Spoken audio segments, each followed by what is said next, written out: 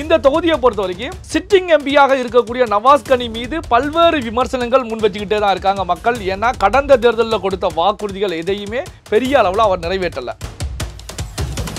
சரி, sitting MP மீது இந்த அடிப்படையிலான விமர்சனங்கள் இருக்கும்போது அப்ப இந்த தொகுதியில யார் வெற்றி பெற போறாங்க? தேனியை சார்ந்த ஓ பன்னீர்செல்வம், அதாவது தன்னை நிரூபிக்க வேண்டிய கட்டாயத்தில் இவர் ராமநாதபுரம் தொகுதியில களம் கண்டிருக்காங்க. எடப்பாடி பழனிசாமியை பொறுத்த வரைக்கும் ஓபிஎஸ் வீழ்த்துவதற்கு அந்த அரசியலை விட்டு துண்ட காணும் துணியை காணும்னு விரட்டி அடிப்பதற்கான வேலையில தீவிரமாக ஈடுபட்டு இருக்காங்க. இந்த தொகுதியை பொறுத்த வரைக்கும் பெரும்பான்மையாக இருக்கக்கூடிய டிசைடிங் ஃபேக்டராக இருக்கக்கூடியவர்கள் சிறுபான்மையினர் மக்களும் அதே நேரத்தில் வந்து பார்த்தீங்கன்னா முக்குளத்தோர் மக்களும் தான் இருந்துட்டு இருக்காங்க. மற்ற சமுதாய மக்களை பொறுத்த வரைக்கும் பரவலாக தொகுதி முழுவதும் இருந்துகிட்டே இருக்காங்க. இப்போ சிறுபான்மையினர் யாரை தீர்மானிக்கிறார்களோ, முக்குளத்தோர் யாரை தீர்மானிக்கிறார்களோ அவர்கள் வெற்றி பெறுவதற்கான வாய்ப்புகள் இருக்கும். ஓபிஎஸ் அவர்கள் வெற்றி பெறணும் அப்படின்னா அங்கிருக்கக்கூடிய இந்த முறையும் பார்த்தீங்கன்னா முக்குளத்தோர் வாக்களை பொறுத்த வரைக்கும் ஓபிஎஸ்க்கு திரும்புமா அப்படின்னா அதற்கான வாய்ப்புகள் ஓபிஎஸ்க்கு திரும்பும். ஆனால் எதிர்பார்த்த அளவுக்கு ஓபிஎஸ்க்கு கிடைக்காது. பார்த்தீங்கன்னா இந்த முக்குளத்தோர் வாக்குகள், அதுவும் அதிமுகவுடைய வாக்கு வங்கியாக இருந்த இந்த முக்குளத்தோர் வாக்குகள் ஓபிஎஸ்க்கு திரும்பும் போது அப்போ அதிமுகவுடைய வாக்கு வங்கி குறையும், ஓபிஎஸ்க்கு கொஞ்சம் ஏறும்போது இந்த ஓபிஎஸ் வந்து அதிமுக வாக்களை பிரிக்க முடியுமே தவிர அங்கு வெற்றி பெற முடியாது. அதிமுகவையும் கையை பிடிச்சி இழுத்து கீழே விழுத்தி அவரும் விழுந்து ரெண்டு பேரும் நாசமா போக முடியுமே தவிர இந்த கேப்ல பாத்தீங்கன்னா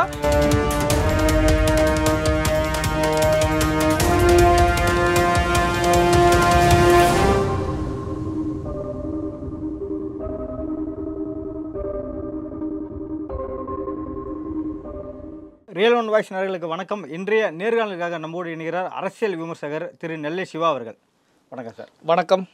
ராமநாதபுரம் தொகுதியில் இறுதிக்கட்ட நிலவரம் எப்படி இருக்கு சார்? அதாவது ராமநாதபுரம் தொகுதியை பொறுத்த வரைக்கும் ஸ்டார் தொகுதி நமக்கெல்லாம் தெரியும். ஏன்னா பிரச்சாரங்கள் அந்த அடிப்படையில் தான் ஓ பன்னீர்செல்வத்தை மையப்படுத்தி இந்த பிரச்சாரங்கள் இறுதி கட்டத்தை நெருங்கி இருக்கு. இன்னும் ஒரு சில தினங்கள்ல அதாவது மணித்துளிகள் எண்ணப்பட்டுக்கிட்டே இருக்கு. ஏன்னா தேர்தல் பிரச்சாரங்கள் முடிவடைவதற்கான நேரம் நெருங்கிக்கிட்டே இருக்கு. இந்த அடிப்படையில் தான் இந்த தொகுதியில் நம்மளை பொறுத்த வரைக்கும் நேரடியாகவே களத்துக்கு சென்று அங்கிருக்கக்கூடிய ஒவ்வொரு சட்டமன்ற தொகுதியாக, அதாவது அறந்தாங்கி, திருவாடனை, பரமக்குடி, இப்படி திருச்சுழி, இப்படி ஒவ்வொரு சட்டமன்ற தொகுதியாக நாம் அங்கே தொகுதி முழுவதும் ரவுண்ட் அடித்து அங்கே இருக்கக்கூடிய மக்கள் எப்படி இருக்காங்க, அவருடைய மனநிலை எப்படி இருக்கிறது, அவங்க யாருக்கு வாக்களிக்கக்கூடிய நிலையில் அவருடைய கருத்துக்களை முன்வைக்கிறாங்க, இப்படி தொகுதி முழுவதும் நாம் சென்று பார்த்த அடிப்படையில் தான் இந்த செய்திகளை இறுதிக்கட்ட நிலவரமாக நாம் இங்கே பதிவு பண்ணிக்கிட்டு இருக்கேன். பார்த்தீங்கன்னா இந்த தொகுதியை பொறுத்த வரைக்கும் சிட்டிங் எம்பியாக இருக்கக்கூடிய நவாஸ் கனி மீது பல்வேறு விமர்சனங்கள் முன் வச்சுக்கிட்டே தான் இருக்காங்க மக்கள். ஏன்னா கடந்த தேர்தலில் கொடுத்த வாக்குறுதிகள் எதையுமே பெரிய அளவில் அவர் நிறைவேற்றலை. குறிப்பாக இந்த ராமநாதபுரம் தொகுதியில் இருக்கக்கூடிய பிரச்சனைகள், மீனவர் பிரச்சனை இருக்குது, கச்சத்தீவு விவகாரம் இருக்கிறது, வறண்ட பூமி அப்படிங்கிறதுனால குடிநீர் பிரச்சனைகள் இருக்கிறது, தொழிற்சாலை ஒன்று கூட இந்த நாடாளுமன்ற தொகுதியில் இல்லை. அதாவது படித்து முடித்த இளைஞர்கள் வெளி மாவட்டங்களுக்கு வெளியூர்களுக்கு செல்லக்கூடிய நிலை இருக்கிறதுனால தொழிற்சாலையெல்லாம் கொண்டு வருவேன் அப்படின்னு சொல்லி நவாஸ் கனி தெரிவித்தாங்க. ஆனாலும் எந்த ஒரு தொழிற்சாலையும் கொண்டு வரல. சரி, சிட்டிங் எம்பி மீது இந்த அடிப்படையிலான விமர்சனங்கள் இருக்கும்போது அப்போ இந்த தொகுதியில் யார் வெற்றி பெற போகிறாங்க? தேனியை சார்ந்த ஓ பன்னீர்செல்வம், அதாவது தன்னை நிரூபிக்க வேண்டிய கட்டாயத்தில் இவர் ராமநாதபுரம் தொகுதியில் களம் கண்டிருக்காங்க. பன்னீர்செல்வம் தீவிரமான பிரச்சாரங்களில் இறுதிக்கட்ட வேலைகளில் ஈடுபட்டு இருக்காங்க. காரணம் என்ன அப்படின்னா இந்த இதில் வெற்றி பெற்றால் தான் அவருடைய அரசியல் வாழ்க்கை அஸ்தமனம் ஆகாமல் காப்பாற்ற முடியும். எடப்பாடி பழனிசாமியை பொறுத்த வரைக்கும் ஓபிஎஸ் வீழ்த்துவதற்கு அந்த அரசியலை விட்டு துண்ட காணும் துணியை காணும்னு விரட்டி அடிப்பதற்கான வேலையில தீவிரமாக ஈடுபட்டு இருக்காங்க. இந்த அடிப்படையில் தான் ஓபிஎஸ் எதிர்த்து 5 ஓபிஎஸ்கள் களத்தில் இருக்காங்க. நாம ஒரு தொகுதி சட்டமன்ற தொகுதியும் போகும்போது ஓபிஎஸ்க்கு ஓட்டலிங்க அப்படின்னு சொல்லி கீழே ஒரு சின்னத்தை போட்டிருக்காங்க. சின்னத்தை பார்த்தீங்கன்னா அந்த வாளி போட்டிருக்காங்க, இல்லை வந்து வேறு ஏதாவது ஒரு சின்னங்கள் இடம்பெற்றிருக்கு. சின்னங்களை பார்த்தீங்கன்னா பட்டாணி, வாளி, திராட்சை அப்படின்னு சின்னம் போட்டிருக்கு. இந்த சின்னங்கள் ஓபிஎஸோட சின்னமானு பார்த்தா அது ஓபிஎஸ்ஸே கிடையாது. ஓபிஎஸ்க்கு பலாப்பழம் கொடுக்கப்பட்டிருக்கு. அப்போ மற்ற வேட்பாளர்கள், மற்ற 5 வேட்பாளர்களும் போட்டிருக்காங்க. மக்களை பொறுத்த வரைக்கும் வாக்குச்சாவடிக்கு சென்று வாக்களிக்கும் போது அங்கு வந்து அவர்கள் கன்ஃபியூஸ் ஆகக்கூடிய ஒரு சூழல் இருக்கும். அதாவது படித்த மக்களே குழப்பத்துக்கு உள்ளாகும் போது அங்கே கிராமங்களில் இருக்கக்கூடிய மக்கள் ஓபிஎஸ் மீது அனுதாபப்பட்டு வாக்கு போட சென்றாலும், ஓட்டளிக்க சென்றாலும் அந்த ஓட்டு முன்னாள் முதலமைச்சர் ஓபிஎஸ்க்கு செல்லுமா அல்லது அடுத்த 5 ஓபிஎஸ்களுக்கு செல்லுமா அப்படிங்கிற கேள்விக்குறி இருக்கும். இது ரிசல்ட் வரும்போது உங்களுக்கு தெரியும். கொஞ்சம் நாம் தெரிவித்த தகவல்கள் உண்மையானது அப்படிங்கிறத புரிஞ்சுக்கலாம். என்ன காரணம்னா ஓபிஎஸ் அப்படிங்கிற பேரில் அங்கே களத்தில் கண்ட பல ஓபிஎஸ்கள் பல அதிகமான வாக்களை கைப்பற்ற போகிறாங்க. அது ஓபிஎஸ்க்கு வர வேண்டிய வாக்கள் மற்ற ஓபிஎஸ்களுக்கு போகுது. அதே நேரத்தில் இந்த தொகுதியில் அதிமுக சார்பாக களம் கண்டு பிரச்சாரத்தில் ஈடுபட்டிருக்கக்கூடிய ஜெயபெருமாளை பொறுத்த வரைக்கும் பெரிய அளவில் இந்த தொகுதியில் அவருக்கு வரவேற்பு இருக்கிறதா அப்படின்னா பெரிய அளவில் கிடையாது. அதிமுகவில் இருக்கக்கூடியவர்களை அவருக்கு எதிராக செயல்பட்டுக்கிட்டு இருக்கிறத களத்தில் பார்க்க முடிஞ்சிச்சு. காரணம் என்னன்னா இவரை பொறுத்த வரைக்கும் திமுக பின்னணியை கொண்டவர், குடும்ப பின்னணியை கொண்டவர். திமுகவிலிருந்து அதிமுக சார்பாக இப்போ களம் கண்டிருக்காங்க. தேர்தல் பிரச்சாரங்களும் மிகப்பெரிய அளவில் ஈடுபட்டு இருக்காங்களா அப்படின்னா பெரிய அளவில் நவாஸ் கனியை எதிர்த்து களமாடக்கூடிய அளவில் அங்கே பிரச்சாரங்கள் இல்லை அப்படின்னு தான் சொல்ல முடியும். ஓபிஎஸ்ஐ எதிர்க்கக்கூடிய அளவிலையும் பெரிய அளவில் பிரச்சாரங்கள் இல்லை. அங்கே பார்த்தீங்கன்னா முன்னாள் முதலமைச்சர் ஓபிஎஸ் களம் காணும் போது ஓபிஎஸ்ஐ வீழ்த்தணும் அப்படின்னா ஒரு ஃபேஸ் வேல்யூ இருக்கக்கூடிய பரிச்சயமான ஒரு ஃபேஸ் அங்கே களத்தில் இறக்கினா தான் ஓபிஎஸ்க்கு எதிராக அங்கே களம் காண முடியும். ஆனால் ஜெயபெருமாளை பொறுத்த வரைக்கும் பரிச்சயமானவர் கிடையாது. அதே நேரத்தில் நவாஸ் கனி கடந்த தேர்தலில், நாடாளுமன்ற தேர்தலில் மக்கள் மத்திக்கு புதுமுகமாக இருந்தாலும் இப்போ அவர் பரிச்சயமான ஒரு ஃபேஸாக அங்கே இருந்துகிட்டு இருக்காங்க. ஓபிஎஸ்ஐ பொறுத்த வரைக்கும் முதலமைச்சர் அப்படிங்கிற அடிப்படையில் அங்கே பரிச்சயமான ஒரு முகமாக இருந்துகிட்டு இருக்காங்க. இப்படி இருக்கும்போது அதிமுகவை பொறுத்த வரைக்கும் பெரிதும் நம்பக்கூடியது அங்கே இருக்கக்கூடிய கிராமங்களில் அதிகமான கிராமங்கள் அதிமுகவுடைய வாக்கு வங்கியாக இருக்கிறது. இந்த கிராமங்களை ஃபேஸ் பண்ணி தான் அதிமுகவுடைய கேண்டிடேட் ஜெயபெருமாள் அவர்களுடைய பிரச்சாரம் தீவிரமாக சென்றுட்டு இருக்கு. இந்த அடிப்படையில் ஓபிஎஸ் அவர்களை பொறுத்த வரைக்கும் பெரிதும் நம்பக்கூடியது என்னன்னா அவருக்கு வேண்டியவர்களுடைய தெரிவிக்கக்கூடிய கருத்துக்கள் என்னன்னா பாரதிய ஜனதா கட்சி சார்பாக கடந்த முறை களம் கண்ட நயினார் நாகேந்திரன் அவர்கள் சுமார் 3.5 லட்சம் வாக்கள் வாங்கியிருக்காங்க. அதே நேரத்தில் தனித்து களம் கண்ட அமமுகவை பொறுத்த வரைக்கும் 1.5 லட்சம் வாக்கள் வாங்கியிருக்காங்க. ரெண்டையும் கூட்டும் போது 5 லட்சம் வாக்கள் எனக்கு கிடைச்சிடும். என்னுடைய ஃபேஸுக்கான வாக்களையும் சேர்க்கும் போது எளிதாக வெற்றி பெற்று விடலாம் அப்படிங்கிற நிலையில இருந்துட்டு இருக்காங்க.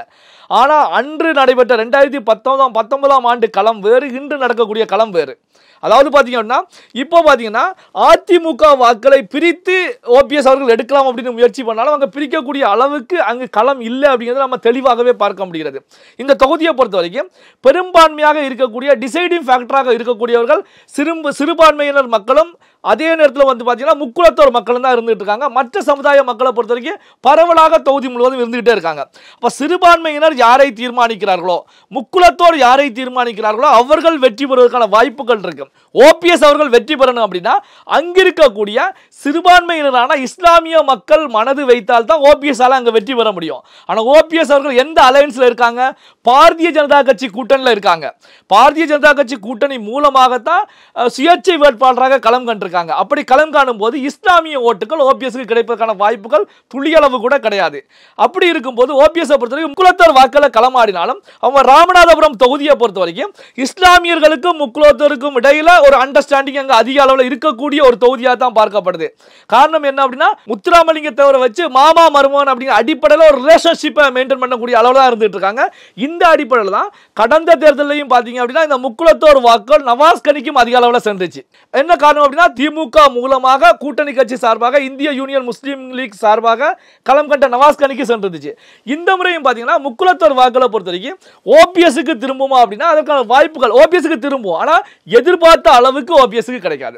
பார்த்தீங்கன்னா இந்த முக்குலத்தோர் வாக்குகள் அதுவும் அதிமுகவுடைய வாக்கு வங்கியாக இருந்த இந்த முக்குலத்தோர் வாக்குகள் ஓபிஎஸ்க்கு திரும்பும் போது அப்போ அதிமுகவுடைய வாக்கு வங்கி குறையும், ஓபிஎஸ்க்கு கொஞ்சம் ஏறும்போது இந்த பக்கம் திமுக சார்பாக களம் கண்டிருக்கக்கூடிய நவாஸ் கனி வெற்றி பெறுவதற்கான வாய்ப்புகள் தான் இருக்கிறது.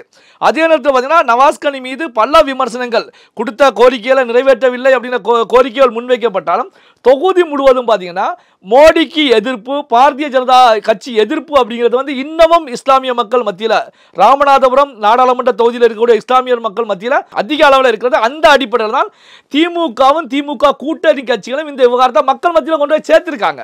அதாவது கோயம்புத்தூர் எடுக்கும்போது கோயம்புத்தூர்ல இஸ்லாமிய மக்களே பாரதிய ஜனதா கட்சிக்கு ஆதரவு அளிக்கக்கூடிய மனநிலையில் இருந்துட்டு இருக்காங்க அப்படின்னு சொல்லி நாம தெரிவித்தோம். ஆனா இங்க ராமநாதபுரத்தை பொறுத்த வரைக்கும் இஸ்லாமிய மக்கள் ஓட்டுகள் ஒரு சில ஓட்டுகள் கூட பாஜகவுக்கு செல்வதற்கான ஓபிஎஸ்க்கு செல்வதற்கான வாய்ப்புகள் கிடையாது. ஓபிஎஸ் மீது இறக்கப்பட்டு அதிமுக அவரை துரத்தி அடிச்சுட்டாங்க, ஸோ நம்ப வச்சு குழி பறிச்சுட்டாங்க அப்படிங்கிற நிலையில ஒரு சில இஸ்லாமியர்கள் வேண்டுமென்றால் ஓபிஎஸ்க்கு வாக்களிக்கலாமே தவிர அது எதிர்பார்க்கிற அளவுக்கு அங்கு வாக்கு செல்வதற்கான வாய்ப்புகள் துளி அளவு கூட கிடையாது. கிடையாது. அப்போ பாத்தீங்க அப்படின்னா இந்த ஓபிஎஸ் வந்து அதிமுக வாக்களை பிரிக்க முடியுமே தவிர அங்கு வெற்றி பெற முடியாது. அதிமுகவையும் கையை பிடிச்சி இழுத்து கீழே விழுத்தி அவரும் விழுந்து 2 பேரும் நாசமா போக முடியுமே தவிர இந்த கேப்ல பாத்தீங்கன்னா திமுக கூட்டணி சார்பாக களம் கண்டக்கூடிய நவாஸ் கனி அதிக வாக்குகள் வித்தியாசத்தில் வெற்றி பெறுவாங்க. இதுல இன்னொரு தகவல் என்ன அப்படின்னா, இப்போ திமுக கூட்டணியில வந்து மக்கள் நீதி மய்யம் கட்சியுடைய கமல்ஹாசன் இருக்காங்க. கமல்ஹாசனுடைய சொந்த மாவட்டம் ராமநாதபுரம். ஏற்கனவே பார்த்தீங்கன்னா ராமநாதபுரத்தில் மக்கள் நீதி மையம் சார்பாக நின்ற கேண்டிடேட்டை பொறுத்த வரைக்கும் கடந்த முறை சுமார் 15,000 வாக்குகள் வாங்கியிருக்காங்க. ஸோ இதுவும் வந்து கூடுதல் பலம் அப்படின்னு தான் நம்ம சொல்ல முடியும். கமலஹாசன் அவருடைய பிரச்சாரமும் நவாஸ் கனிக்கு கூடுதல் பலத்தை கொடுக்கும்.